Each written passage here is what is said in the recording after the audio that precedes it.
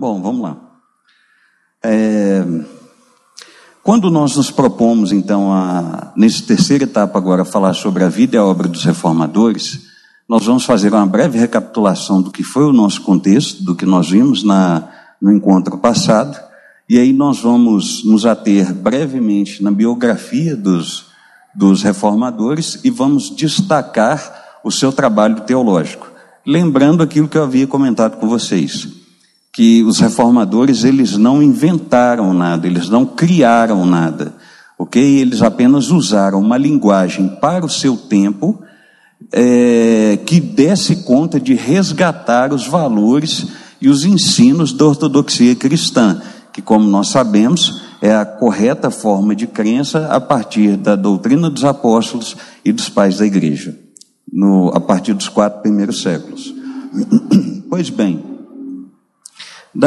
no encontro passado, então, nós vimos que a igreja enfrentou problemas internos e problemas externos.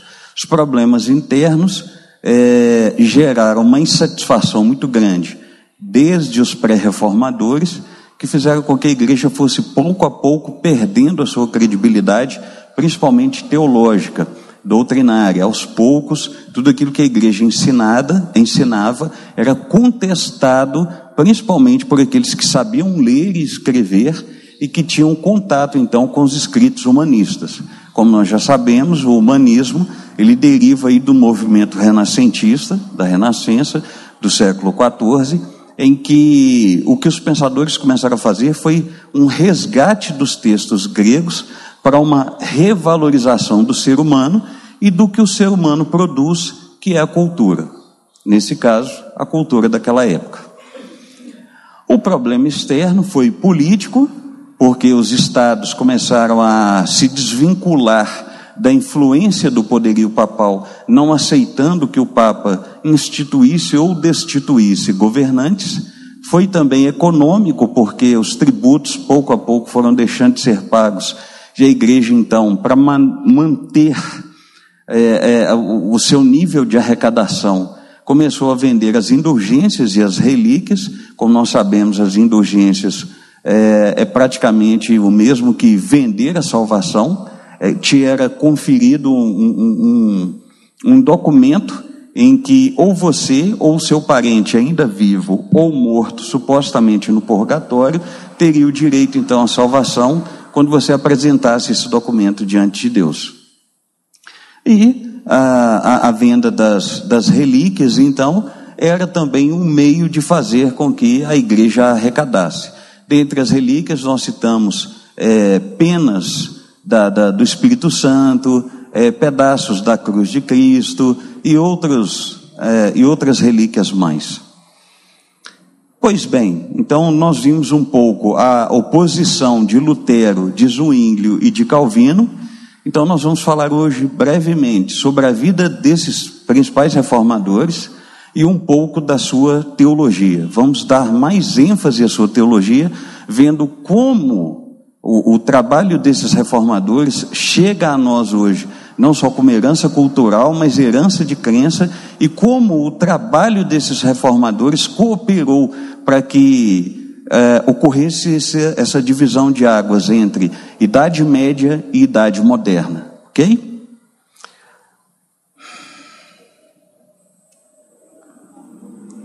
Pois bem, quando a gente fala então sobre a biografia de Lutero, ele nasceu em 1483, na Alemanha, e só fazendo uma ratificação, uma correção, eu disse no nosso encontro passado que Lutero estudou Direito e concluiu, e que Calvino começou a estudar Direito e não concluiu. Foi o contrário. Lutero é que não concluiu o estudo de Direito e Calvino concluiu. Em 1522, se eu não me engano. E Lutero estudou e se formou antes da teologia em artes. Muito interessante, né? É uma formação que poucos biógrafos trazem, que poucas literaturas trazem. Mas ele também era um artista, ele se formou no campo das artes. Então, depois é que ele foi fazer teologia. E durante esse período de tempo, então, que ele foi um monge agostiniano, foi o período em que ele também se tornou professor. Inicialmente ele foi para Wittenberg para se tornar professor de filosofia, e no ano seguinte ele teve a oportunidade de começar a dar aula de teologia. Então, ao contrário dos seus predecessores, melhor dizendo, dos seus antecessores, o que Lutero fez foi ir para a Bíblia, porque seus antecessores, os professores que vinham antes, sempre apresentavam a filosofia e a teologia a partir da escolástica, da teologia escolástica, que era uma mescla, um diálogo entre a filosofia de Aristóteles e a teologia de Tomás de Aquino. O que o Lutero fez foi exatamente o contrário. Ele já tinha feito seu doutorado em Bíblia, então ele era doutor em teologia bíblica, então o que ele fez foi começar a ler a Bíblia de fato, para que ele pudesse ensinar então corretamente. É quando então ele tem o contato com o texto de Romanos capítulo 1, verso 17, e ele aprende que o justo, melhor dizendo, que o ser humano é perdoado por meio da fé. Então ele é justificado, que é aquele exemplo que eu dei no encontro passado. Ele não é inocentado, ele é justificado. Ele é tornado justo pela obra de Cristo, por crer no que Jesus fez, por crer na vida e na obra de Jesus e em seu senhorio como Deus e como Salvador, evidentemente.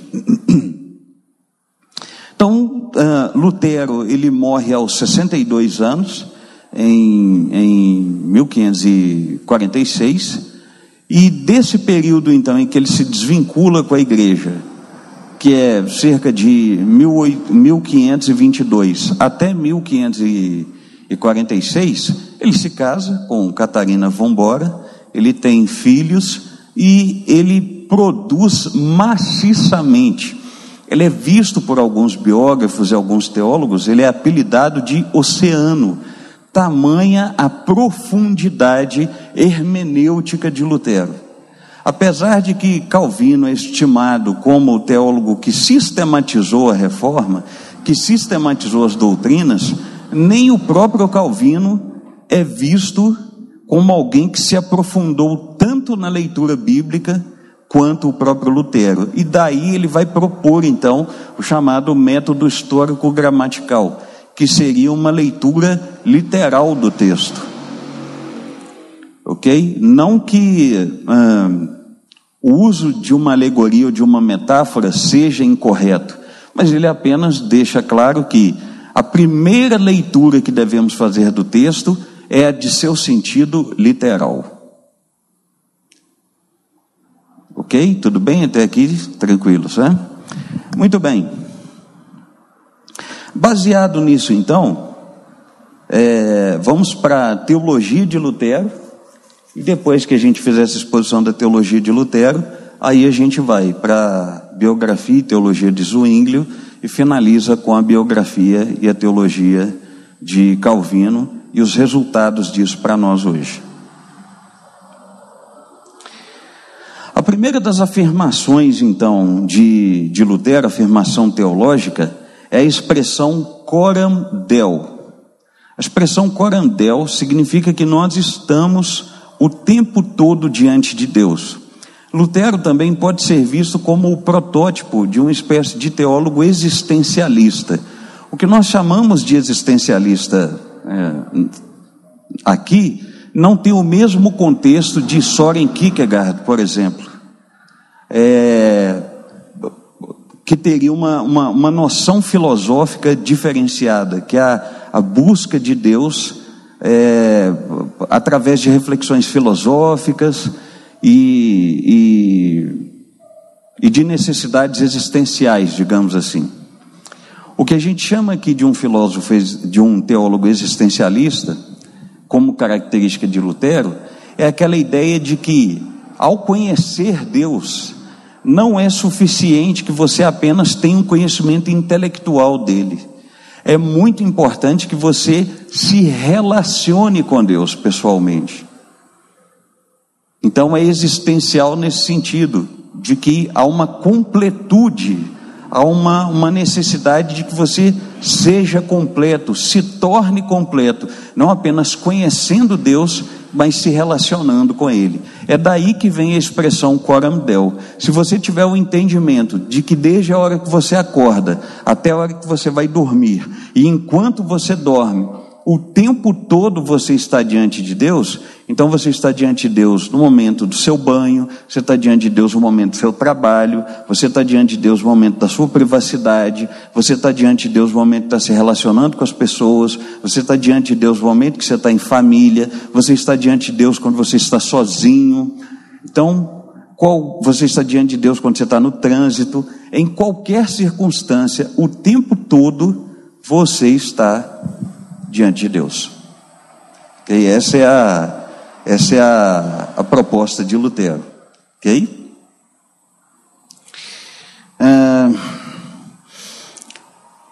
E isso evidentemente gera em você então essa noção de ser mais vigilante em relação aos seus pecados, aquilo que você comete. Bom, a segunda proposta teológica de Lutero é chamada de Christus pro me, que é uma expressão latina.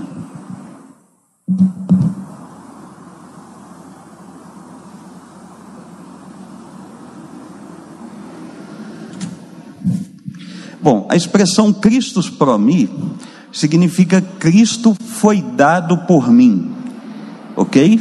Foi dado por mim. O que significa isso? Para Lutero, Deus em Jesus Cristo deu-se a si mesmo absolutamente sem reservas, ok? Sem reservas. Lutero afirmava que a fé que salva deve penetrar até uma apropriação pessoal. Isso significa que somente quando eu compreendo que Cristo foi dado por mim, numa experiência pessoal, é que eu terei discernimento da importância da realização da obra de Cristo. Em outras palavras, o Christus pro me é a ideia de que você precisa ter a sua própria experiência com Deus, sua experiência de conversão. Exatamente. Se lembram do encontro passado, que eu disse que nós veríamos o contexto histórico para depois entendermos por que eles desenvolveram a teologia que desenvolveram? Se lembram que eu disse que se um rei ou um príncipe se dizia católico ou protestante, toda a comunidade que estava subjugada a esse rei também se declarava da mesma religião que o rei para sobreviver socialmente? Lutero colocou isso como algo errado. Ainda que você se subjugue ao rei, se dizendo católico ou protestante, só para não morrer de fome ou não ser excluído socialmente, isso não significa que você foi salvo de verdade. Se você não tiver uma experiência de que Cristo foi dado individualmente por você, você não vai entender a importância da obra de Jesus e, consequentemente, você não será convertido. É daí que começam as primeiras noções da salvação como algo pessoal, historicamente falando, que vai ser desenvolvida depois com os pietistas, porque a teologia luterana influencia muito o movimento pietista no momento pós-reforma. Ok? De onde vem hoje aquela ideia de que filho de crente não é neto de Deus? Vem daqui. Vem dessa ideia de que não adianta você pessoalmente ser convertido, não adianta você pessoalmente ter uma vida com Deus, se o seu filho ou filha não tiverem essa experiência de conversão, eles não estão salvos.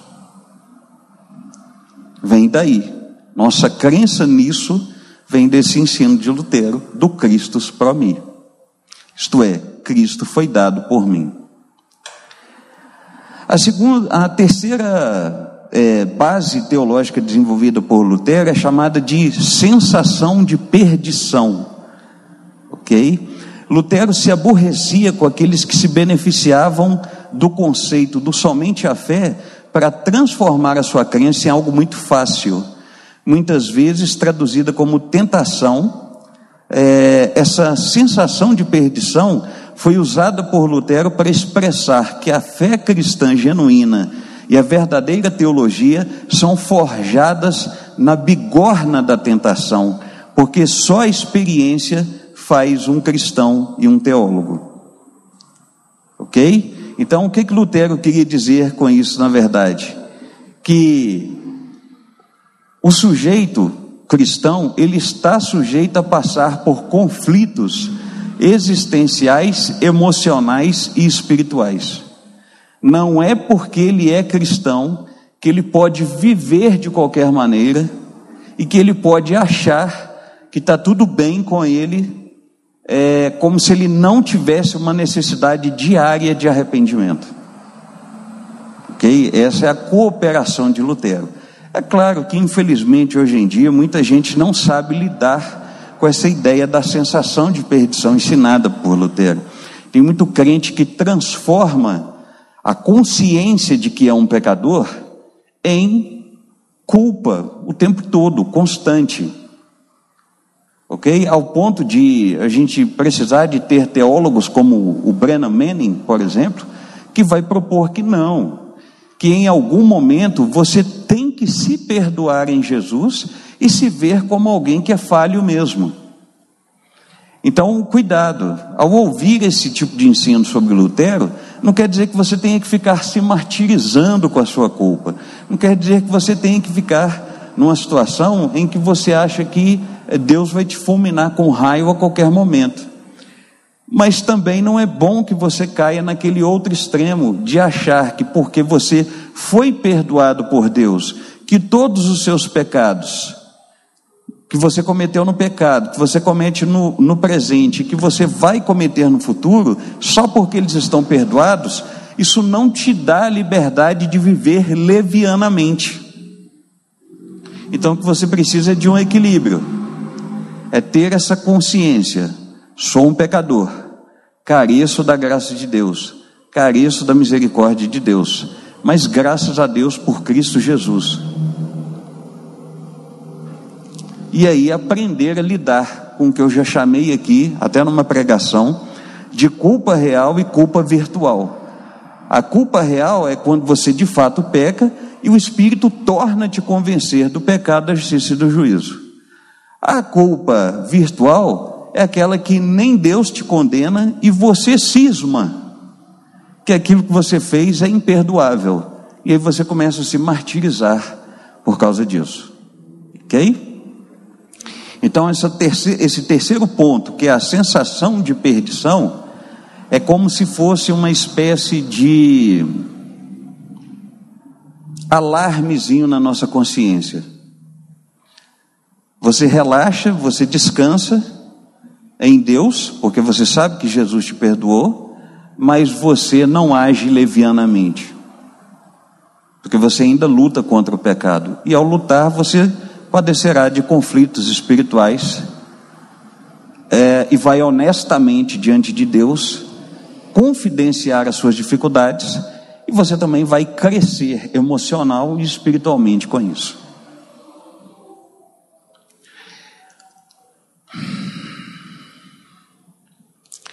O outro ponto da teologia de Lutero é chamada de decimua semper. O decimua semper é o mesmo que justificação pela fé, ok? Que é o sola fide, o somente a fé.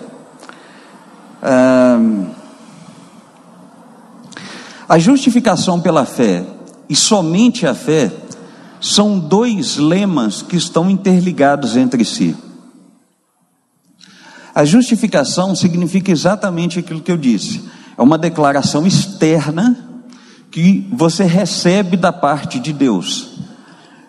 A partir do momento que o Espírito vem pela primeira vez e te convence do pecado, da justiça e do juízo, e ele te mostra a necessidade de arrependimento, ele te une misticamente a Cristo, e ele te redime, regenera, você nasce de novo, ele te gera de novo, porque você estava espiritualmente morto, então você é capaz de dizer sim a Cristo naquela chamada eficaz. Renda-se a Cristo. Sim, eu me rendo a Cristo.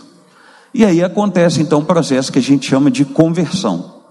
Logo depois dessa conversão, imediatamente Deus então te declara. Então eu declaro fulano de tal justificado, note, não inocentado, justificado de todos os pecados, os cometidos no passado, no presente e no futuro. Somos justificados, ok. E aí, qual é o argumento teológico que Lutero desenvolve para mostrar que fomos justificados pela fé com base no que a Bíblia nos ensina? O sola fide, o somente a fé. O somente a fé, então, vai nos ensinar que não há sacrifícios, não há votos, não há nada que eu possa fazer que gere em mim uma meritocracia, gere em mim algum mérito para que eu seja salvo. Eu sou salvo apenas porque creio que Jesus é Deus e creio na obra redentora dele. Agora, alguém poderia dizer, mas para você ser salvo você tem que ter fé, então se você tem fé, é claro que vem de você. Não. Até a fé que eu necessito para crer em Jesus como Deus e como Salvador, vem do Espírito. Por isso que no final não tem mérito para ninguém, porque até a capacidade de crer no que Jesus fez, vem de Deus. Então esse é o argumento teológico de Lutero para mostrar a veracidade da justificação pela fé. Ok? Tranquilos? Finalmente, então, Lutero vai falar do sola escritura, somente a escritura e a sua interpretação. Como eu disse, ele vai propor o método hermenêutico histórico-gramatical. Você faz uma primeira leitura do texto no seu sentido literal. Depois é que você vai estudando o texto aprofundadamente e vai ver quais são as figuras de linguagem que já estão presentes no texto e o que cabe interpretar a partir dessas figuras de linguagem e o que cabe interpretar a partir do seu sentido literal.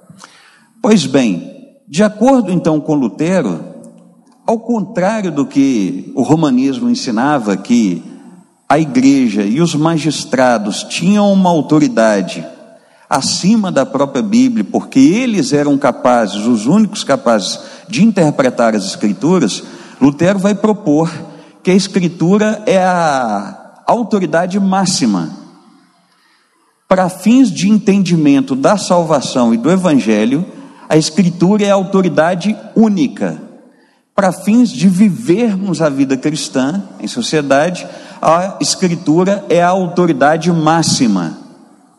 Então, por exemplo, se eu tenho um pastor, se eu tenho um policial, se eu tenho um político, se eu tenho alguém que é instituído com alguma forma de autoridade, e ele me delega uma responsabilidade que vai contra a Escritura, eu tenho o dever e o direito diante de Deus de desobedecer essa autoridade, porque ele está infringindo a autoridade das Escrituras, ele está infringindo o ensino bíblico, ainda que eu tenha que pagar um preço por isso, mas eu não faço, porque eu não vou contra a Bíblia. Então, essa nossa noção que resgatamos hoje, eu me lembro que, quando criança, tinha uma vizinha que sempre me levava para a igreja, 7, 8 anos mais ou menos, então eu ficava lá, às vezes, prestando atenção nos adultos conversando, e muitas vezes, alguns deles, vez por outra, comentavam assim, rapaz, que interessante isso aí e tal, onde que está isso aí na Bíblia? Outra hora, algum professor de escola bíblica interpelava, né? Interessante sua interpretação, irmão, irmã e tal, mas com qual base bíblica o senhor ou a senhora chegou a essa conclusão? Hoje em dia parece que isso é uma pergunta muito ousada, né? Se alguém participa de algum estudo e dá a sua opinião, e ela parece ser contrária à Bíblia, quando alguém interpela, Qual base bíblica? A pessoa se sente ofendida. Que é isso? Você está me ofendendo e tal. Mas não, o correto é isso mesmo.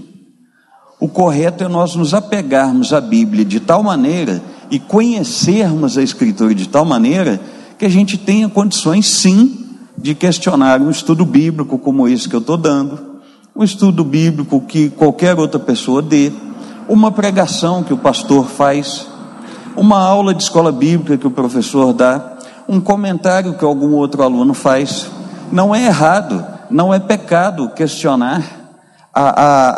Uma das coisas que a gente descobre quando estuda a Bíblia é que ela pode se submeter a toda forma de escrutínio, a toda forma de pesquisa, a toda forma de questionamento.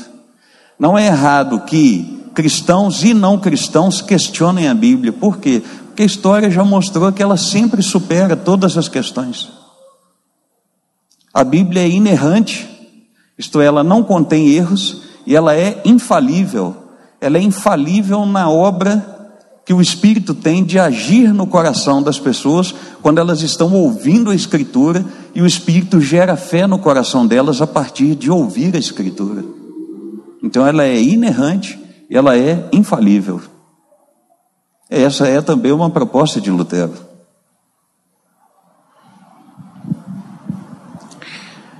Bom, Lutero ainda ensina sobre a lei e o evangelho. A lei e o evangelho têm uma espécie assim de complementação. Para muitos crentes hoje, o Antigo Testamento parece ter perdido sentido. Muitos inclusive não leem o Antigo Testamento, não conhecem as histórias do Antigo Testamento, e todas as vezes que vão tentar ler, leem e interpretam a partir de uma perspectiva alegórica, quase sempre infundindo princípios da teologia da prosperidade no Antigo Testamento. Por quê? Porque é o que tem sido feito nos últimos 20 anos, em muitas igrejas.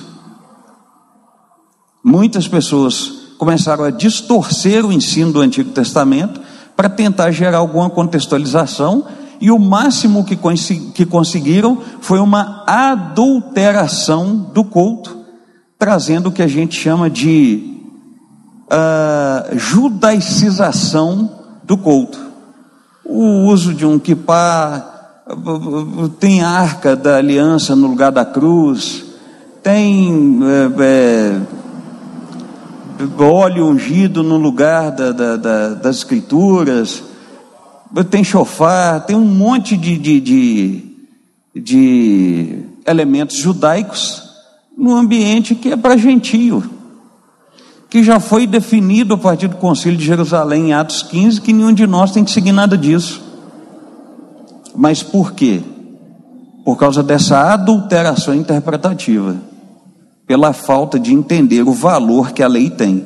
Então Lutero ensinava que a lei e o evangelho se complementam. O evangelho não pode ser pregado sem a lei, pois se o evangelho anuncia o perdão dos pecados, a lei serve para apontar para esses pecados.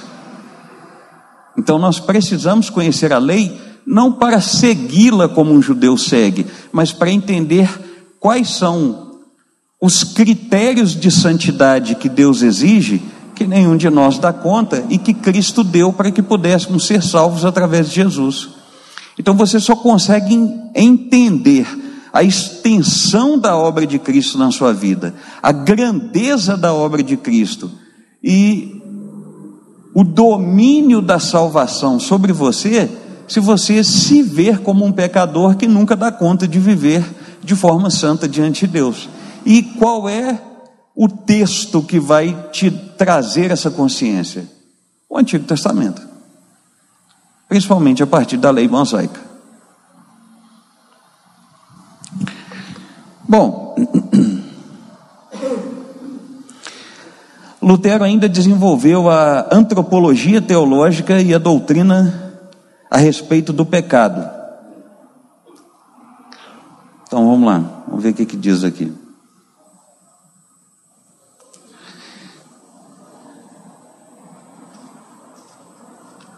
Bom, então para Lutero é o seguinte: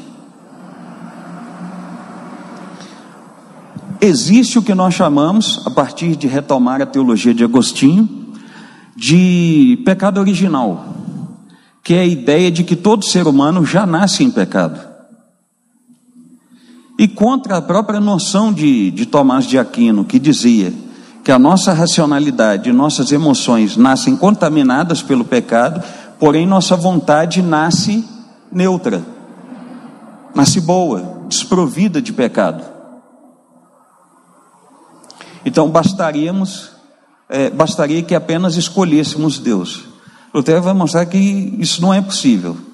Ele vai retomar a teologia de Agostinho, dessa noção dessa depravação total. E o que chamamos de depravação, tem muita gente que confunde com a ideia de imoralidade, de depravação sexual e tal. Não é nada disso não. A depravação é no sentido de que seu raciocínio, suas emoções e sua vontade estão influenciadas pelo pecado, contaminadas pelo pecado. Então você não consegue fazer nem mesmo uso da sua verdadeira liberdade fora de Cristo. Você está preso, escravo do pecado. É isso que vai ser colocado por Lutero quando ele vai desenvolver a questão da doutrina do pecado. Então ele vai mostrar o seguinte, que o pecado original não é apenas a condição da culpa, mas é principalmente a corrupção da natureza. Em outras palavras, você não é pecador porque mente, você não é pecador porque extorque, você não é pecador porque tem maus pensamentos, é o contrário. Você mente, extorque, tem maus pensamentos porque é essencialmente pecador. O pecado corrompeu a sua natureza. Então isso não seria culpa apenas de Adão e Eva, igual eu já vi muito crente falando, mas o que eu tenho a ver com isso? Eu não tinha nada com isso. Isso tem tudo a ver com isso. Agostinho vai propor, e depois redefinido pelos reformadores, que o que nós chamamos de teoria seminal. Imagine o seguinte, você tem uma semente de laranjeira, semente de pé de laranja. Você tem duas sementes, em uma você injeta agrotóxico e a outra não. Quando aquelas frutas ali nascerem, naquela que você não injetou agrotóxico, aquelas frutas serão o quê? Geneticamente puras. Agora aquelas outras laranjas da semente que você injetou agrotóxico, serão geneticamente o quê? Modificadas. Usando a nossa linguagem hoje, para a gente entender. Então é como se Adão e Eva eles fossem a semente da raça e o pecado foi o agrotóxico. Resultado, todas as laranjas que nasceram depois, incluindo você e eu, estamos modificados espiritualmente pelo pecado. Então não se trata só de culpa por aquilo que você faz no seu dia a dia. Se trata de você já nascer corrompido. É por isso que você faz o que faz. Se você tem esse entendimento, você consegue perceber que você não tem mérito nenhum diante de Deus e que você precisa de Jesus para ser salvo. Amém? Estamos entendendo a teologia de Lutero? Ok?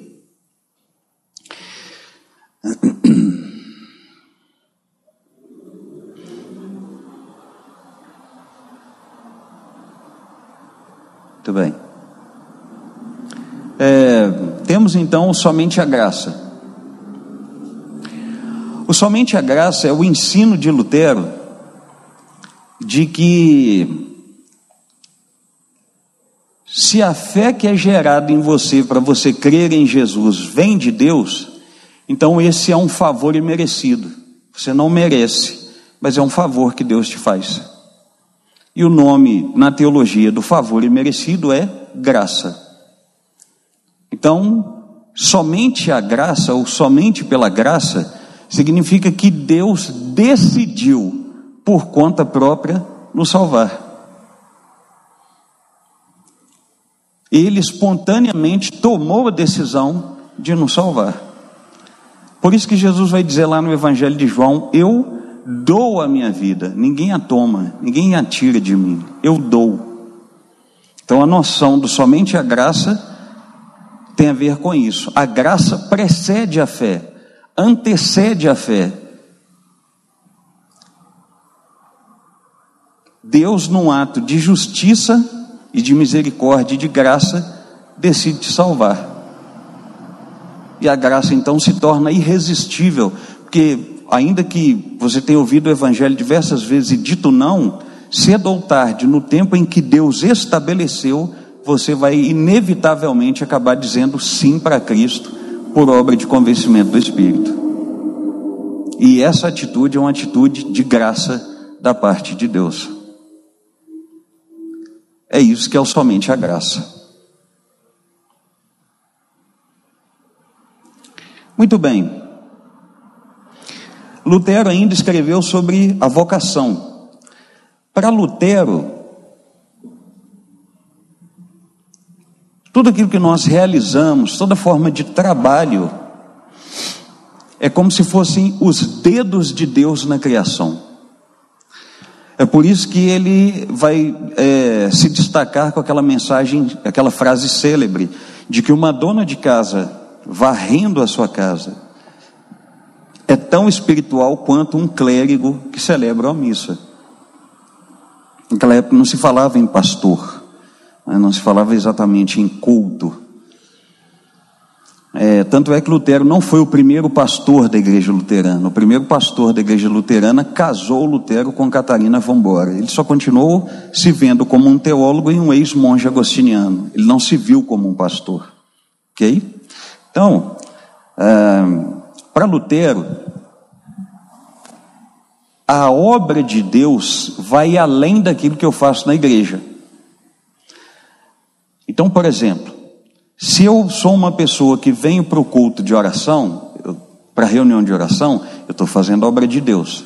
Se eu sou alguém que vou para o evangelismo no sábado à tarde, eu estou fazendo a obra de Deus.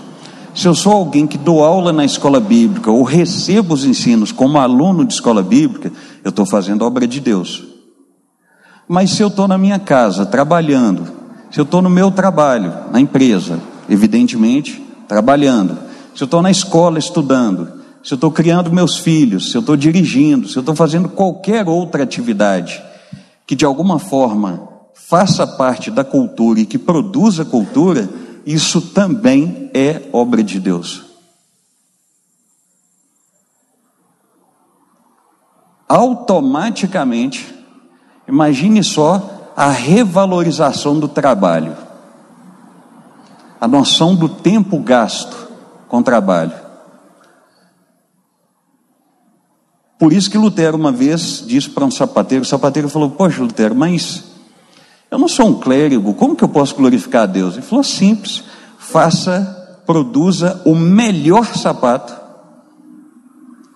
pelo preço mais justo. Aí você está sendo espiritual e está glorificando a Deus. E aí se você tem lá, por exemplo, um pedreiro erigindo uma parede, em que momento que ele está sendo espiritual? Na hora do almoço, quando ele prega para os colegas, ou quando ele está sendo ético, erigindo a parede da maneira mais reta possível, gastando o mínimo de material, não desperdiçando, não parando para conversar em vão e fazendo o seu trabalho corretamente como ele está sendo pago para fazer. As duas coisas. Ele está sendo espiritual tanto de um jeito quanto de outro. Então, para Lutero, todas as vocações glorificam a Deus. E em primeiro lugar, somos vocacionados, somos chamados para pertencermos a Deus, para sermos de Deus. Então, quando entendemos que pertencemos a Ele, ganhamos motivação em qualquer trabalho que fazemos, porque entendemos que qualquer coisa que fizermos, fazemos para a glória de Deus. Ok? Tranquilos até aqui?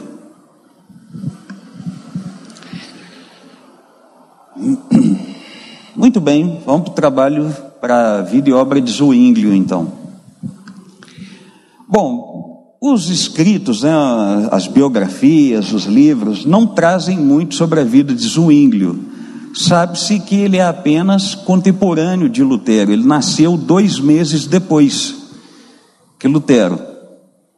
E ele foi influenciado pelos escritos luteranos, e ele viveu ele nasceu numa região da Suíça chamada São Galo.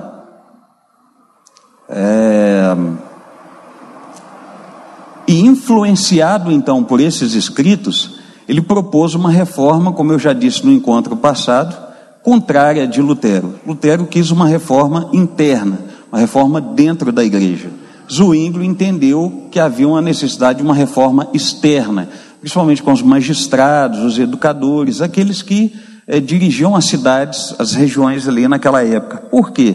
Porque ele entendia que se todos se convertessem, todos teriam como rever as suas atividades à luz das Escrituras, e todos então se submetendo a um cristianismo de forma externa, a consequência imediata é que dentro da igreja todos se vendo individualmente como cristãos, coletivamente ao se verem como igreja, também reformariam a igreja. Então a reforma dele foi um pouco mais radical. Como eu disse, ele mandou tirar todos os adereços, todos os adornos, todos os enfeites, todos os instrumentos de dentro da igreja, e as pessoas cantavam a capela, do gogó. Dos 15 pontos teológicos que ele e Lutero compartilhavam, eles concordavam em 14. Lutero discordava de Zwinglio em relação à ceia. Para Zwinglio, a ceia é apenas o símbolo. O pão simboliza o corpo de Cristo e o vinho ou o suco simbolizam o sangue de Cristo. Então hoje nós ceiamos a partir dessa herança teológica de Zwinglio. Cremos que o pão e o vinho, ou o pão e o suco, apenas são representações, são símbolos do corpo e do sangue do Senhor Jesus. Já para Lutero, ele cria na consubstanciação. A consubstanciação é a seguinte: o corpo ele não se transformava, não é transubstanciação, mas o corpo, o pão, ele é como se ele se apropriasse do corpo de Cristo, e aí ele ficava como pão e ao mesmo tempo como carne. E o sangue é a mesma coisa. O vinho se mantinha como suco ou vinho, mas ao mesmo tempo como sangue. Então, consubstanciação era uma dupla substância que os elementos passavam a possuir depois de serem consagrados para a ceia. E Zwinglio discordava disso radicalmente. Mas Zwinglio, junto com Lutero, em parceria com Lutero, ensinava o mesmo princípio da Escritura, somente a Escritura, e o mesmo princípio sobre sola fide, o somente a fé. Ele chegou a se encontrar pessoalmente com Lutero alguns anos mais tarde, se não me engano em 1538, e nos últimos anos de Zwinglio, exatamente porque a reforma foi externa, ele estava cada vez mais envolvido com a política da sua região. E aí houve lá uma guerra, e ele foi morto em batalha. E aí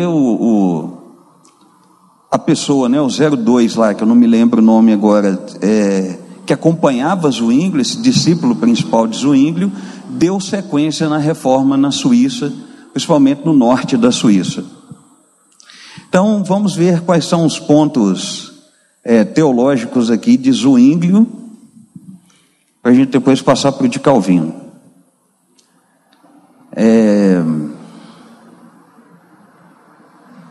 Bom, como eu disse, o primeiro ponto teológico foi a respeito da ceia do Senhor. A ceia do Senhor, de acordo então com Zwinglio, como eu já disse, era apenas um simbolismo. O objetivo não era entender que Cristo estava fisicamente presente ali, como na transubstanciação ou na consubstanciação.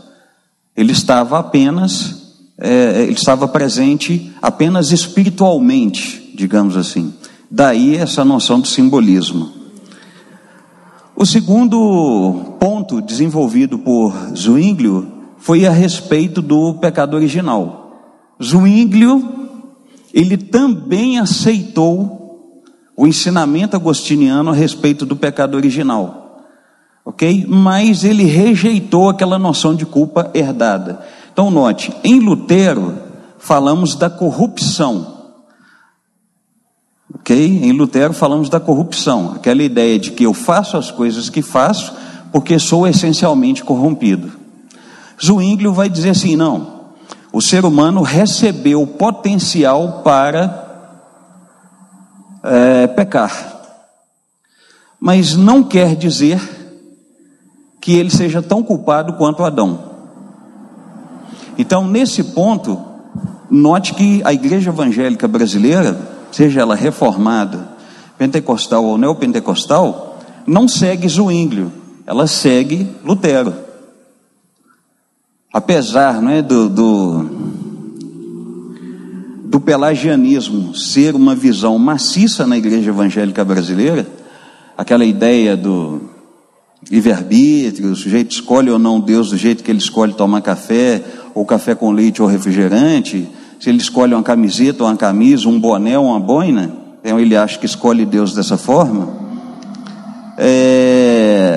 Ainda assim, seguimos Lutero nessa noção de corrupção, nessa noção de pecado,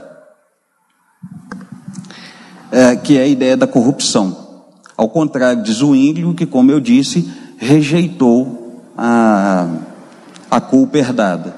Para Zwinglio, nós apenas recebemos de Adão e Eva o potencial para pecar, mas não recebemos a culpa.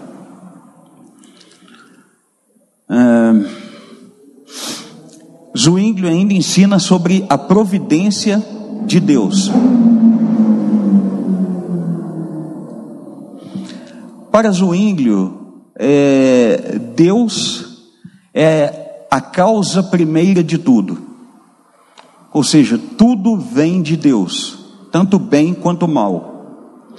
Não é que o mal vem no sentido de Deus ser o causador do mal, mas o mal vem no sentido de que ele não é independente de Deus. Não existe uma força que seja igual ou superior a Deus e que seja contrária a Ele. Não existe uma força assim, nem boa e nem ruim. Como nós já vimos na lição dos atributos de Deus, Deus é o sumo bem, Ele é a bondade em pessoa. Se Ele é a bondade, Ele não pode fazer mal. Mas para Zwinglio, Deus é o causador do mal no sentido de que seria uma contradição ensinar que o mal tem uma origem fora da soberania de Deus, uma origem fora do propósito bondoso de Deus. Ficou claro ou confundiu aí um pouquinho? Está tranquilo então, né? Podemos seguir, né?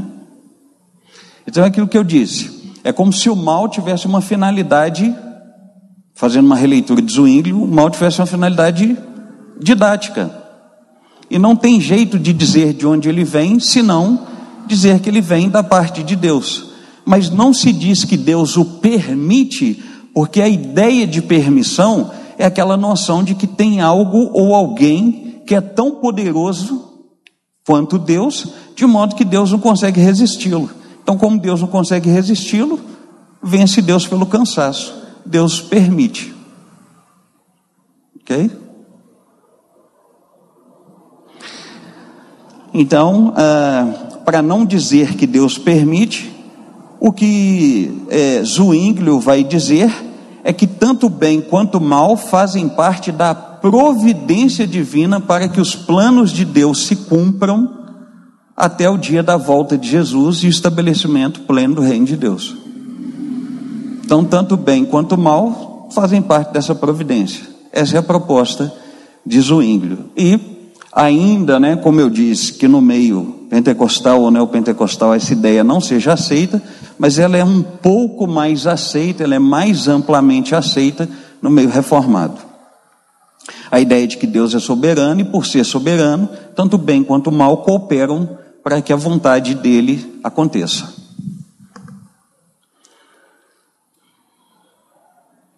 Bom, ele também concordou com Lutero quanto à questão de somente a Escritura.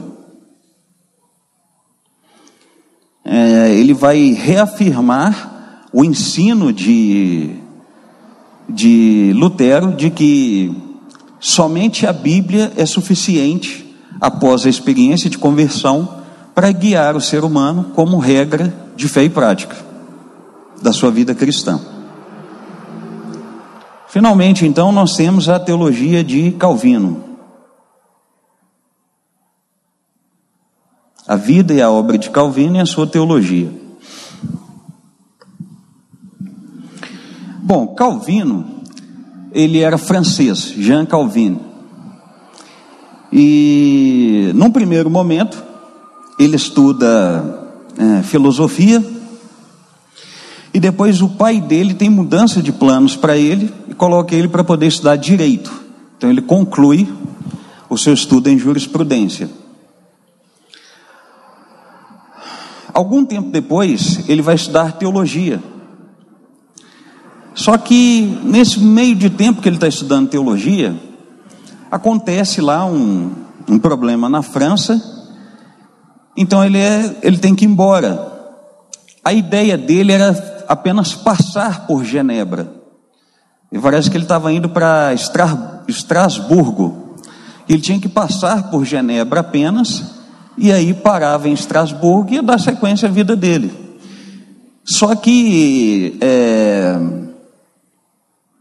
ele é influenciado pelo tutor dele, pelo professor dele, que é eu esqueci o primeiro nome dele, eu só me lembro que o sobrenome dele é Oliveto, que chegou a fazer inclusive uma tradução das escrituras e tudo, e que ensinou teologia para ele também, e que pediu a ajuda dele então em Genebra.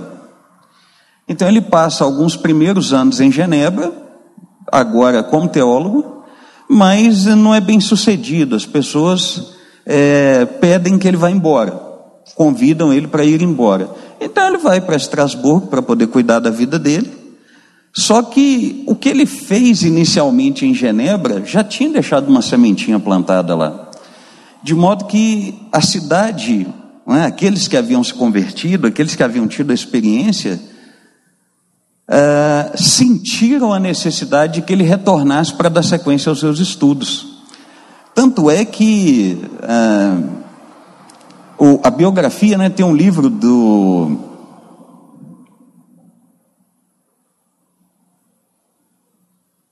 Alistair McGrath, que escreve sobre teologia sistemática, que ele também escreve sobre a biografia de Lutero. E o McGrath conta que o Lutero fazia sempre os seus sermões ali, um atrás do outro, como se fosse um texto expositivo das Escrituras. Quando ele voltou para Genebra, cerca de 4 anos depois, que ele foi fazer a exposição, ele não começou do zero, ele começou exatamente no texto em que ele tinha parado. Exatamente no texto em que ele tinha parado.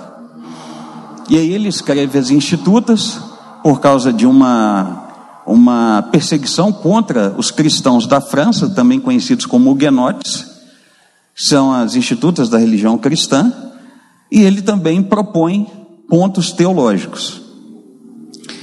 Ele morre aos 56 anos, e a vida dele foi um pouco sofrida, sabe? Ele se casou, parece que aos 24 anos, aí pouco tempo depois, aí teve filhos e tudo, aí a esposa dele morreu de enfermidade, depois cada um dos filhos foi pouco a pouco, cada um morrendo também de enfermidade, e ele mesmo passou a sua vida bastante enfermo. E aos 56 anos então, completamente sozinho, não se casou de novo, não teve novos filhos e tudo, mas dando sequência ali ao seu trabalho como pregador e como educador em Genebra, foi quando ele faleceu então, em 1564. Então vamos dar uma olhadinha nos pontos teológicos expostos por Calvino. Bom, o primeiro deles é o Soli Deo Gloria, que é o somente a Deus toda a glória. Calvino, ele partia do princípio de que tudo que existe na criação deveria glorificar a Deus. A glória de Deus é o alvo de todo ser vivo. Então, baseado, por exemplo, no Salmo 150, que diz que todo ser que tem fôlego deve louvar ao Senhor, deve glorificar ao Senhor. Então, para Calvino, não apenas a salvação, mas todas as atividades humanas que eram realizadas pelos não salvos e pelos salvos, de alguma maneira conferem glória para Deus. Ok? É o que a gente chama na teologia de glória dada e glória manifesta. São dois termos que eu ousadamente cunhei no período do seminário para poder facilitar o ensinamento dos alunos. A glória manifesta é essa: só o simples fato de você existir, de você ser imagem e semelhança de Deus, não importa se você não é convertido, mas o fato de você viver a sua vida com todas as funcionalidades e capacidades que um ser humano tem, nisto Deus já é glorificado. Por quê? Por exemplo, de onde vem sua capacidade de raciocínio? Vem de Deus. Você pensa porque Deus pensa. Então, só de você pensar, nisso Deus já é glorificado. De onde vem a sua capacidade de se emocionar? Vem de Deus. De onde vem a sua capacidade de evolução? Isto é, de volição, isto é, de vontade própria? Também vem de Deus. Então, as suas escolhas que você faz no dia a dia, as capacidades que você tem de ir e vir, te foram dadas por Deus. São instrumentos, são ferramentas dadas por Deus para que você exista, para que você viva. Então, nisso, você já glorifica a Deus. Ok? É isso que a gente chama de glória dada. Melhor dizendo, glória dada. Aliás, perdão, glória manifesta. Fiz confusão aqui. Ou seja, qualquer ser humano, bom ou ruim, manifesta. E aí quando a gente fala bom ou ruim, não é que existe o bonzinho e o malzinho. É quem tem Jesus e quem não tem. Quem é regenerado e quem não é. É só essa que é a divisão que a Bíblia apresenta. Mas o bom e o mal é nesse sentido de estar praticando algo bom ou praticando algo mal. O tempo todo Deus é glorificado com tudo que as pessoas fazem. Aí você me pergunta, poxa, mas como pode uma pessoa que está fazendo maldade glorificar a Deus? Simples. Deus apresenta o mal na sua lei.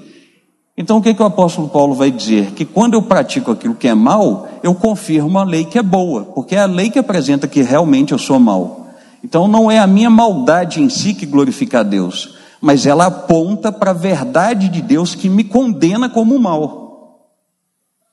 E nisso então Deus é glorificado, porque mostra que Ele é verdadeiro, que Ele é santo, que Ele é justo e que eu não sou.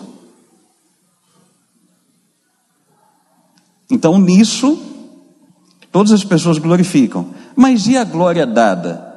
Só os regenerados podem dar conscientemente glória a Deus. Não só com suas palavras, não só com a sua adoração, não só com seu culto, não só com seu louvor, com seu elogio, mas com as atitudes que nós temos no nosso dia a dia, pensando em como agradar a Deus, por gratidão em Ele ter nos salvado, quando eu estou me relacionando com o meu próximo, qualquer que seja o momento. Na escola, no trabalho, na família, na igreja, na reunião de oração, no bate-papo informal com os amigos, no passeio, no restaurante, onde quer que eu esteja. Só os regenerados podem ter essa capacidade vinda do Espírito de dar glória de forma consciente, de glorificar de forma consciente. Então o só lhe deu glória é o ensino de que tudo o que acontece, seja da parte de regenerados ou não regenerados, o alvo final é o prazer de Deus, é a glória de Deus, é a alegria de Deus, é a satisfação que Ele tem de ter criado tudo e de estar controlando tudo. Tranquilos?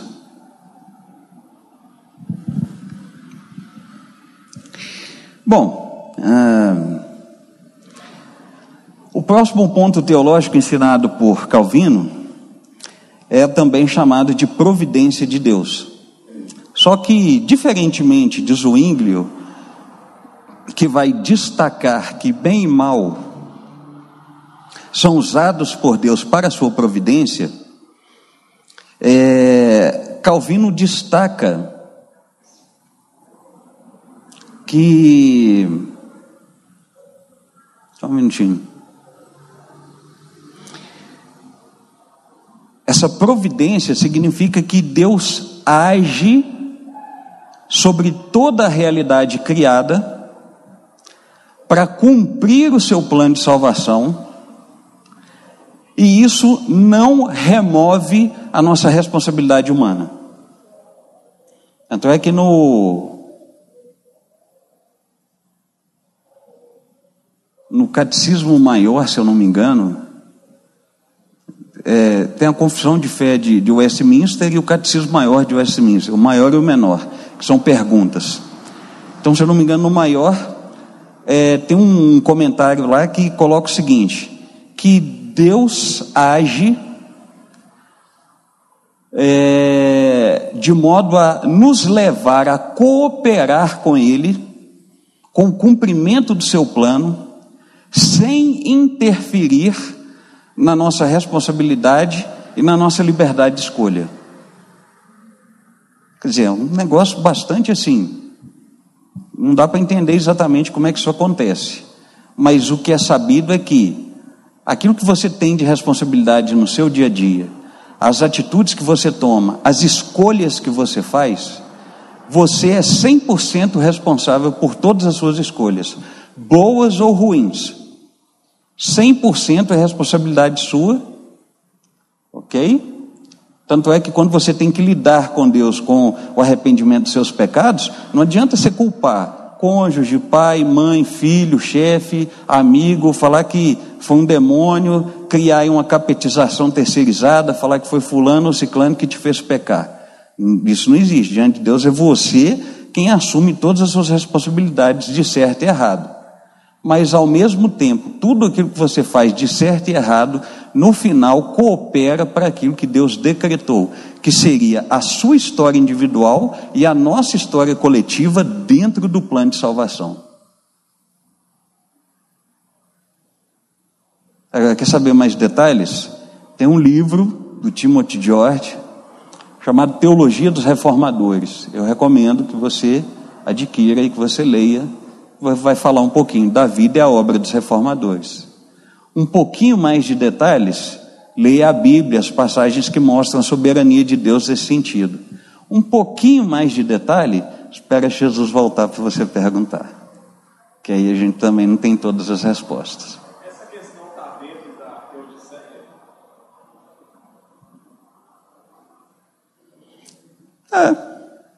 A gente pode entender que sim. A gente pode entender que sim. Que quando a gente fala Teodiceia, tá? É essa ideia de como que a gente lida com o mal e com a soberania de Deus, ok? Então sim. É um dilema, né? Mas aí que tá. Só é um dilema se a gente tem dificuldade de crer na soberania de Deus. Porque mesmo que a gente não consiga entender tudo, só de confiar nele, já está de bom tamanho. Não é que eu estou propondo que tenhamos que ter uma fé irracional. Não é isso. Mas aquilo que é possível ser revelado a nós a partir das Escrituras, Deus deixou para nós. Agora, nem tudo na Bíblia é preto ou branco. Está totalmente claro. Tem algumas áreas que são cinzentas. Essa aí de como conciliar a soberania de Deus com a responsabilidade humana ao ponto de ser chamada de providência divina, é uma área cinzenta. Mas é a mais lógica do que tentar explicar que o mal é independente de Deus. Isso aí é uma coisa que não tem base bíblica. Entendeu? É a mais lógica do que querer dizer que do jeito que eu escolho uma camisa, ou um refrigerante, ou um suco, eu escolho Deus. Isso também não tem o menor fundamento bíblico. Entendeu? É complicado. Mas eu prefiro chamar de complexo do que de dilema, se você me permite a opinião. Bom, ainda sobre o pecado, que é o outro tema que Calvino aborda desse resgate da ortodoxia. Ele vai colocar, dele essa expressão, depravação total. Esse entendimento contra a teologia de Tomás de Aquino de que a vontade seria livre. Para Calvino, a partir de um exame das Escrituras, a vontade não é livre. Nós estamos o tempo todo escravos do pecado, enquanto não fomos redimidos por Jesus. Depois que Jesus nos redime, então agora sim a gente caiu naquela situação de Agostinho. Para Agostinho, antes do pecado entrar no mundo, era possível não pecar. É possível não pecar porque o pecado não está lá, não está presente, não está influenciando ninguém, não está influenciando o primeiro casal. Depois que o pecado entra, não é mais possível não pecar. Não tem jeito. O tempo todo o ser humano é movido a pecado, porque o pecado se encontra na mola propulsora, naquilo que o estimula e o incentiva ao viver diário, que é o que a gente chama de desejo. O pecado reside no campo dos desejos. É por isso que lá em Tiago vai dizer que nós somos engodados pela nossa concupiscência, isto é, nós somos engolidos pelo nosso desejo, que depois faz o quê? Dá luz ao pecado.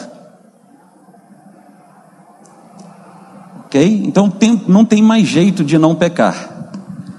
E depois de Cristo, depois quando Cristo entra, é possível não pecar. Segundo Agostinho.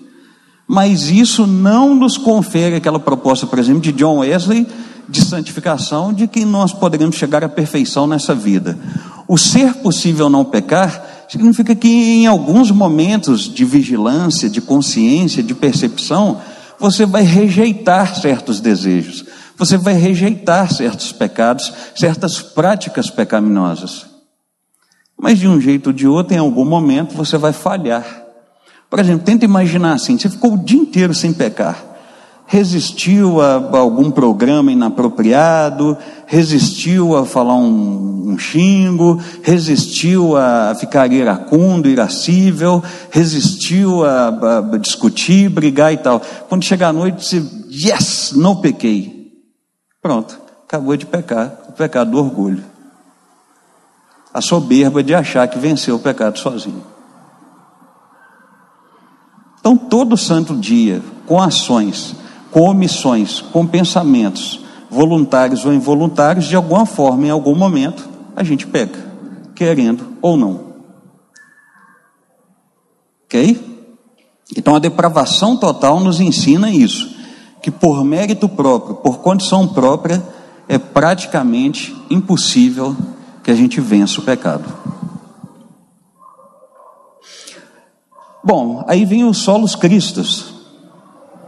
Os solos Cristos nada mais é do que a complementação do sola gratia e do sola fide.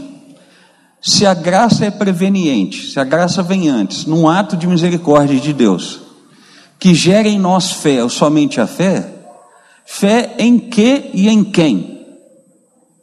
Na obra redentora de Jesus. Jesus é suficiente. Por que vocês acham que Paulo teve aquele problema com os judaizantes na sua carta aos Gálatas? Porque no primeiro momento, Paulo sai de Antioquia e vai para a região da Galácia. A Galácia é como se fosse uma espécie de triângulo mineiro, tem várias cidades que compõem a região da Galácia. Aí quando chega lá na Galácia, ele começa a ensinar, lá não tem judeu, lá só tem gentio. Então olha, crê em Jesus, a fé é somente em Jesus. O que Jesus fez na cruz foi te redimir dos pecados e te salvar. Oh, beleza e tal, nos rendemos a esse Jesus, queremos esse Jesus, continuamos agora caminhando da presença de Deus. Aí tinha um grupo de crentes judeus lá da igreja de Jerusalém, presidida por Tiago. Aí eles ouvem falar que tem crentes agora na região da Galácia, e vão lá para dar pitaco, meter o bedelho onde não foi chamado. Eu vim aqui falar para vocês, irmãos que são novos convertidos, que a fé em Jesus não basta, Ele é só o pontapé inicial. Vocês, homens, precisam circuncidar-se. Aí o Paulo fica sabendo disso. Aí tem o concílio de Jerusalém, onde ele vai falar o seguinte: olha, eu fui posto como apóstolo dos gentios. Eles não têm que fazer a mesma coisa que nós judeus fazemos.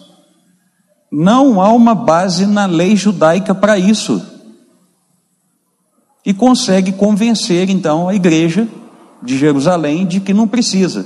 A única coisa que eles tinham que fazer é não comer carne sacrificada a ídolos. O resto vai viver a vida do jeito que Deus chamou para viver, mas sem judaização, sem judaicizar a igreja na região da Galácia. E hoje parece que nós caímos na mesma contradição. Parece que Jesus não é suficiente. Ou a gente tem que dar uma oferta em dinheiro, ou tem que ter uma arca, igual eu falei, tem que ter um sacrifício, tem que ter um jejum de 21 dias, jejum de Daniel, tem que ter um não sei o que das quantas, como se Jesus não fosse suficiente. Como se eu tivesse dificuldade de acreditar que aquilo que Ele já fez por mim é absolutamente necessário e suficiente. Eu não preciso fazer mais nada. Qualquer coisa que eu tiver que fazer agora, como estar presente numa reunião de oração, estar no estudo bíblico, pregar, evangelizar, é consequência de ter sido salvo. Eu faço isso em gratidão porque Ele me salvou. Não é para ser salvo, é porque eu já fui.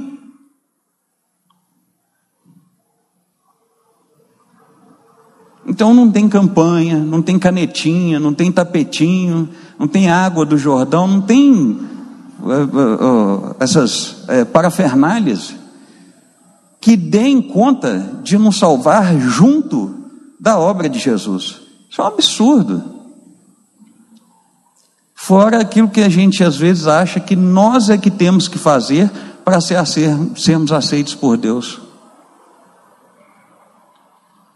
Vou te contar um segredo: quanto mais você tentar fazer, mais você vai fracassar. Isso é certo.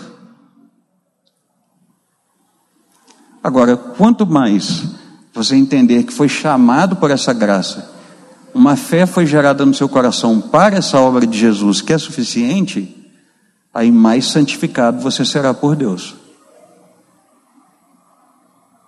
Agora, quanto mais você tentar pelo seu próprio esforço, mais você fracassa, mais frustrado e mais culpa você tem.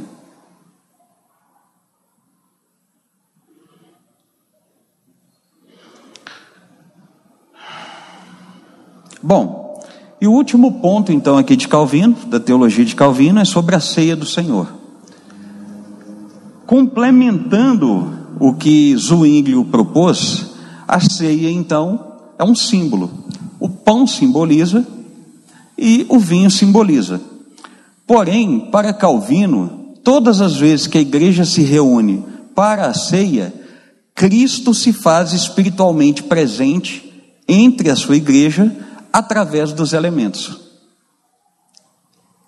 Ok?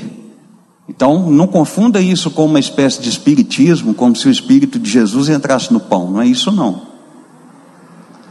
Mas é de alguma maneira, ele está espiritualmente presente para a edificação. É por isso que a partir de Calvino, a gente chama a ceia e o batismo de meios de graça. Ok? Em Lutero e em Zwinglio nós chamamos isso apenas de ordenanças. São princípios deixados por Jesus que temos que fazer.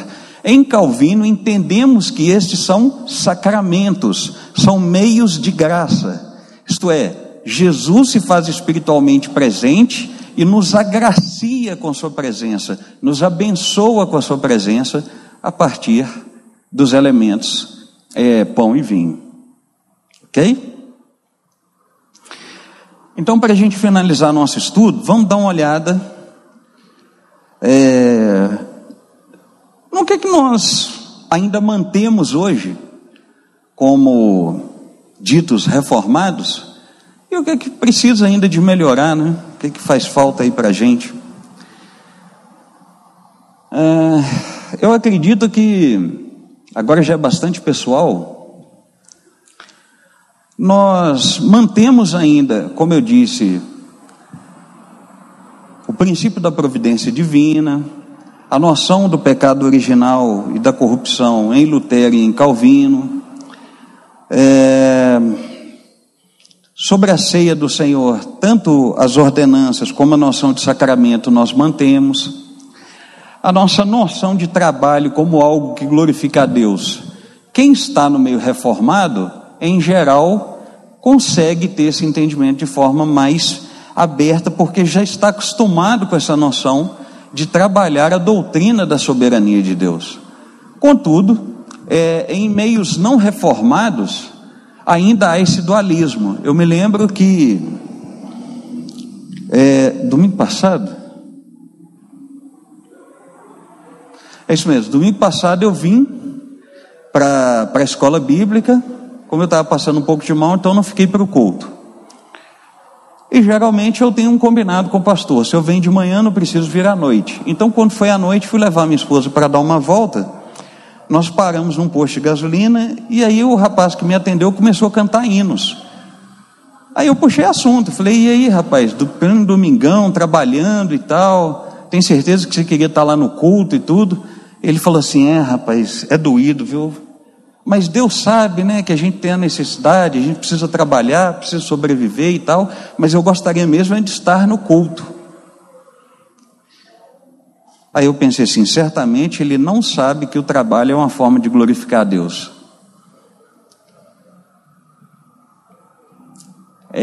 Então eu falei com ele, falei: não, mas não se preocupe não, eu aprendi com um pastor que quando a gente trabalha, de alguma forma a gente também está glorificando a Deus. Aí ele falou: tudo, não, realmente, é verdade e tal, mas bom mesmo é estar no culto, bom mesmo é estar na reunião de oração. Aí ele começou a me citar todos os dias de trabalho que tem na igreja local dele. Ele falou assim: se eu pudesse, eu estaria lá todos os dias.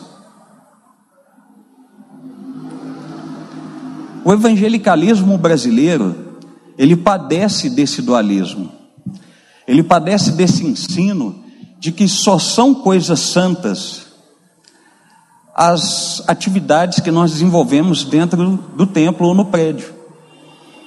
Então, se você está aqui agora na reunião de oração, você está sendo espiritual e está sendo santo. Se você está aqui agora no estudo bíblico, você está sendo espiritual e está sendo santo. Se você está no culto, você está sendo espiritual e está sendo santo. Mas se você estiver ali fora trabalhando, se você estiver estudando, se você estiver com sua família, se você estiver sozinho, se você estiver caminhando pela rua, Deus não está ali. Tanto é que faça uma reflexão sobre a sua ética no dia a dia. Como é que você se envolve com seu vizinho? Como é que você se envolve com seus amigos? Como é que você se envolve com a sua família? Perceba que quase sempre quando uma coisa ruim acontece, você pensa da mesma maneira que quem não é crente, na forma de exercer uma justiça ou de tomar alguma atitude. Por quê? Porque você não está acostumado com a ideia do coram Deo, de que estamos o tempo todo diante de Deus.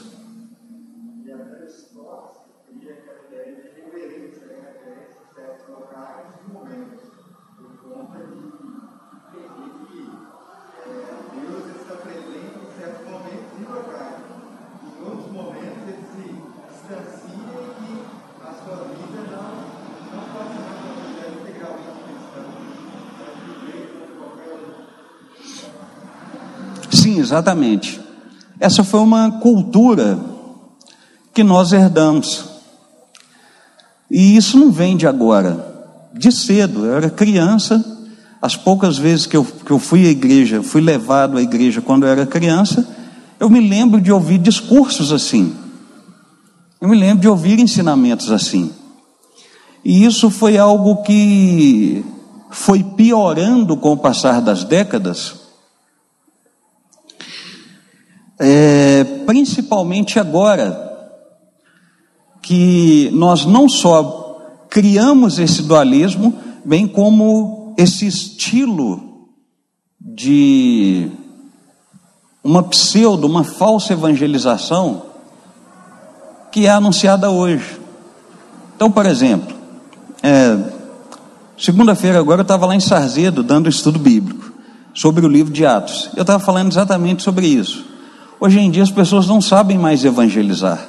Elas não sabem se aproximar do outro, falar que o outro é pecador, falar que ele necessita de Jesus e que Jesus morreu por ele na cruz e que ele deve render-se a Cristo para ter vida eterna e comunhão com Deus. Do contrário, ele vai estar eternamente perdido. O que as pessoas sabem fazer não é errado, mas elas dão um nome errado, é chamar para vir para o culto. Anderson, beleza e tal. Domingo agora vai ter um pregador novo lá na igreja. Rapaz, vamos lá, vai ser uma bênção, Deus tem uma palavra para você. O que eu estou fazendo? Eu estou terceirizando a evangelização. Estou jogando ela nas costas do meu pastor. É responsabilidade só dele anunciar no domingo à noite. Porque eu não sei anunciar, eu não sei falar. E o que é o pior? Em muitos ambientes não se fala mais sobre o inferno, não se fala mais sobre a volta de Jesus, não se fala mais sobre o pecado. Esses pontos teológicos aqui, eles gerariam discussão e discordância em muitos ambientes que se dizem evangélicos. Por quê? Porque as pessoas não conhecem a sua própria herança bíblica e teológica e cultural.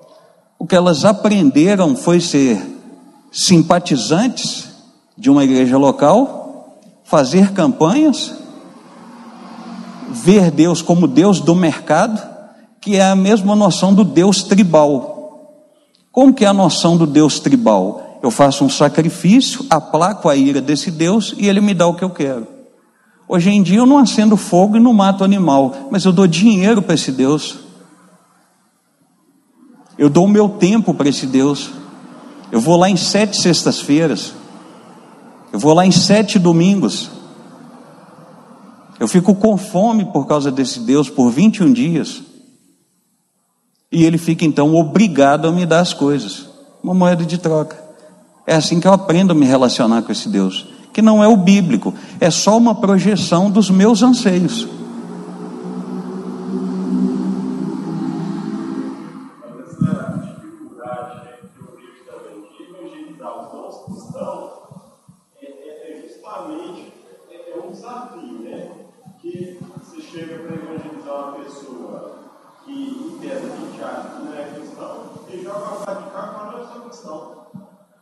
Aí a gente falar a respeito do pecado, do juízo, uma pessoa que também tem uma situação de desinteresse no conteúdo religioso. Então a gente vê aí fora a maioria dos não cristãos, ou aqueles que dizem que estão no geral, com um desinteresse muito grande em ouvir a respeito dessas coisas. As pessoas, sobre o ponto de vista, elas estão muito antropocêntricas. O nome está muito centrado, e aquilo que é relacionado a Deus, e justiça de Deus, punição e pecado, essas coisas não falam, está trazendo tanto questionamento. É isso mesmo, essa leitura sua, esse diagnóstico seu foi perfeito.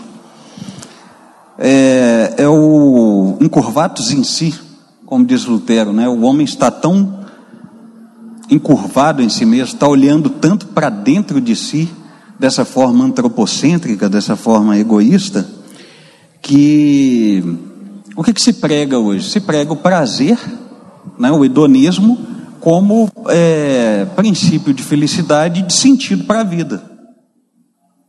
Porque para pensar, um dia todo mundo vai morrer. Então qual que é o sentido da vida? Você ter o máximo de prazer possível. Por que nossos pais e nossos avós não tinham dificuldades na vida? Dificuldades existenciais como temos? Porque apesar de pecadores, não se ensinava, por exemplo,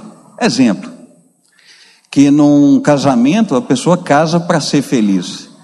Se ensinava o casamento como uma união civil e social de manutenção familiar.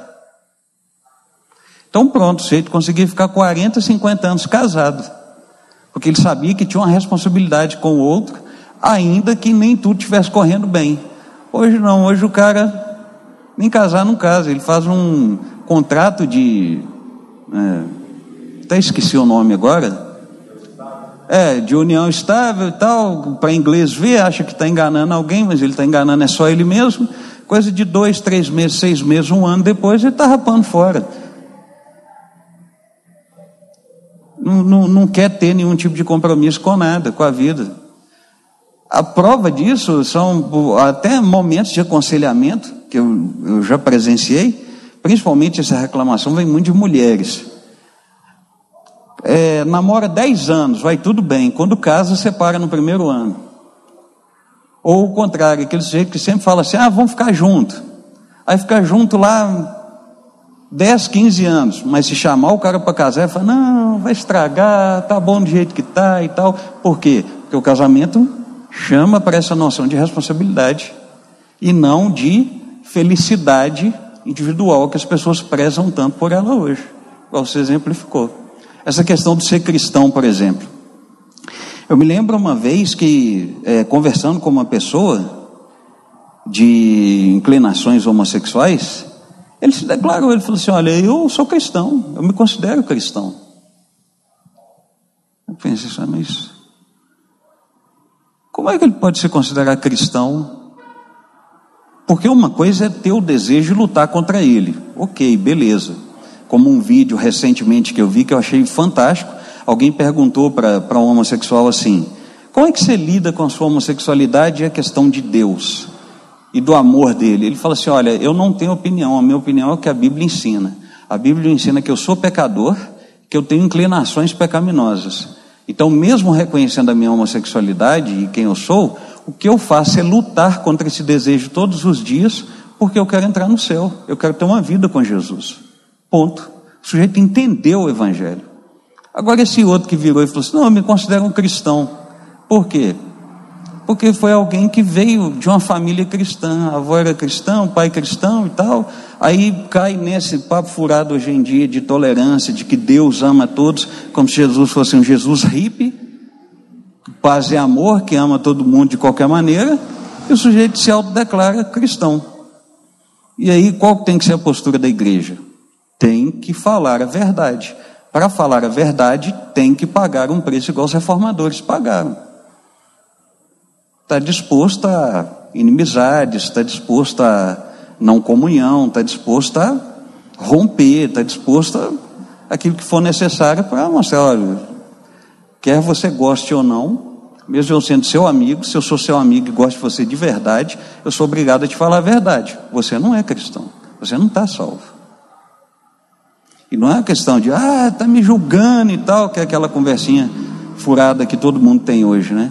Não, eu não estou te julgando, eu estou apresentando o que a Bíblia apresenta. A regra é igual para todo mundo. Se você não se arrepender dos seus pecados, não tem como você se dizer cristão. Ok?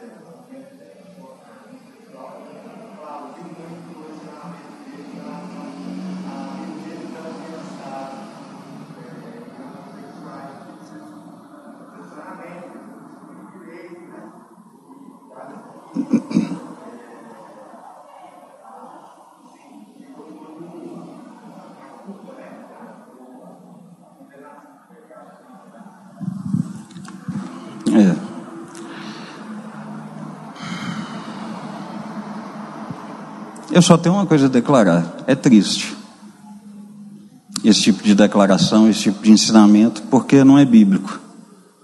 Okay? Não é bíblico. Bom, pessoal, levando em consideração o nosso horário, a gente vai precisar encerrar. Tem uma última pergunta?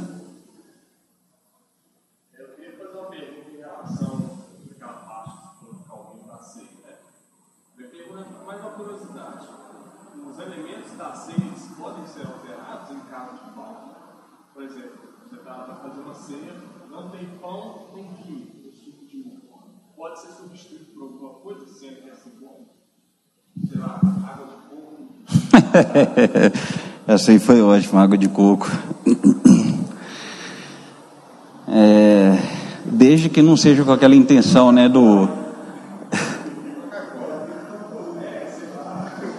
desde que não seja aquela intenção assim, como Paulo diz, né, quem tem fome come em casa. Você falou água de coco, parece que deu uma vontade de fazer um lanchinho, né?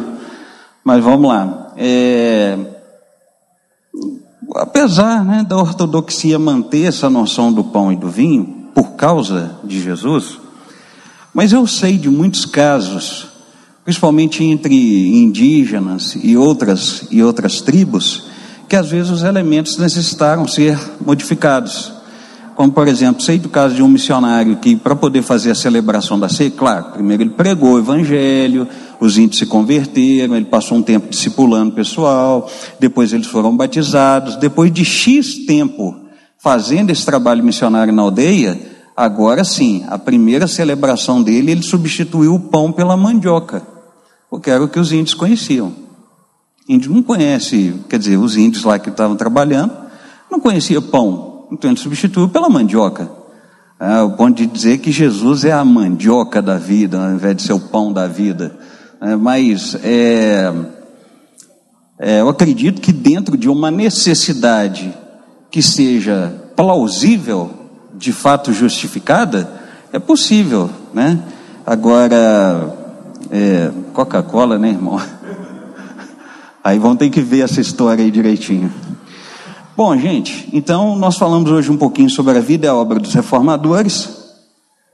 E na quinta que vem eu não estou aqui, o estudo é dado pelo pastor Maxwell, que é o período de pós-reforma, a reação do romanismo diante desse trabalho então desenvolvido pelos reformadores, ok? Não vamos nos esquecer do trabalho do dia 31 às 20 horas no sábado, que é o Teologia para a Vida, que a gente vai fazer essa leitura filosófica, histórica e teológica da reforma e ver que tipo de contribuição que trouxe para nós. Finalizando então o meu próprio diagnóstico, eu acredito que a própria igreja evangélica hoje carece de uma nova reforma. Ela carece de uma nova reforma. E isso está diante de um duplo desafio. Naquela época, a visão de mundo era teocêntrica. As pessoas viam tudo a partir de Deus. Hoje é antropocêntrica. Vem tudo a partir de ser humano. Então o duplo desafio é resgatar as doutrinas e resgatar essa visão teocêntrica. Porque quando uma pessoa questiona a doutrina bíblica do ponto de vista da incredulidade, ela não crê, ela diminui a doutrina e a própria escritura ao nível da opinião pessoal, ela está sendo o quê? Antropocêntrica. Ela está dizendo o seguinte: eu tenho dificuldades de crença porque eu acredito que o meu estilo de vida não está incompatível com aquilo que eu acho que é a melhor forma de servir a Deus. E isso é um problema. Ok? Vamos orar? Ó Deus, em nome de Jesus, nós te damos graças pela tua bondade, pela tua misericórdia. Obrigado, Senhor, pelo dia de hoje. Obrigado pelo estudo bíblico. Obrigado, ó Deus, pela rica oportunidade que nós temos, Senhor, de termos estudado mais um pouquinho da tua palavra. Especificamente, ó Deus, a teologia dos reformadores e a vida e a obra. Obrigado, meu Deus, pela vida do pastor Ricardo, que está aqui sempre cuidando da gente. Obrigado, meu Deus, pela vida do Leandro, que está aqui cuidando da gente também na mídia. Os irmãos que vieram hoje para o estudo bíblico da quinta-feira, que o Senhor continue abençoando a cada um. Abençoe aqueles que não puderam estar. Abençoe aqueles que vieram, Deus, para o estudo bíblico da escola bíblica, que é o Fundamentos da Fé Batista. E se o Senhor assim nos permitir, que estejamos aqui no domingo, ó Deus, para a escola bíblica ou para o culto, leva-nos em paz debaixo, ó Deus, das tuas mãos de poder, para casa, para o nosso respectivo compromisso, em nome de Cristo Jesus. Amém e amém. Muito obrigado, Deus abençoe sua vida. A gente aguarda vocês aqui no próximo estudo.